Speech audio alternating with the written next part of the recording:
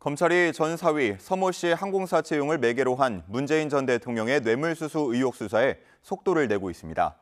추석 연휴 이후 딸 다혜 씨를 참고인 신분으로 소환할 전망인데요. 부녀 사이 또 타이 이스타젯과 서 씨 간의 오간 돈의 성격을 어떻게 규정하느냐에 따라 수사의 성패가 갈릴 전망입니다.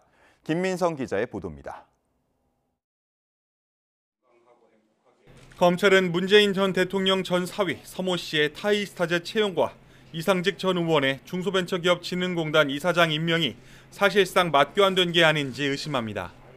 항공사 경험이 전혀 없는 이를 고위직으로 채용한 그 자체도 특혜란 건데 박석호 타이 이스타젯 대표 측은 과거 이런 해석을 반박한 적이 있습니다. 서 씨가 이스타항공과의 협조나 항공기 리스 업무를 하며 통상 범위의 처우를 받았다는 취지입니다.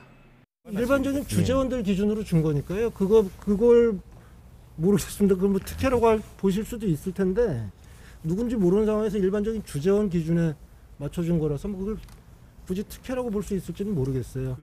검찰은 그러나 박 씨 측의 이런 대외적인 주장과 실제 진술이 뉘앙스가 달랐다는 입장입니다.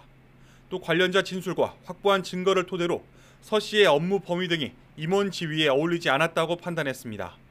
서 씨가 항공사 전무이사로 영입된 2018년 7월부터 2020년 4월 사이에 받은 급여 800만 원과 이주비 350만 원, 합쳐서 2억 2천여만 원이 실제로 뇌물이었다고 보는 근거입니다.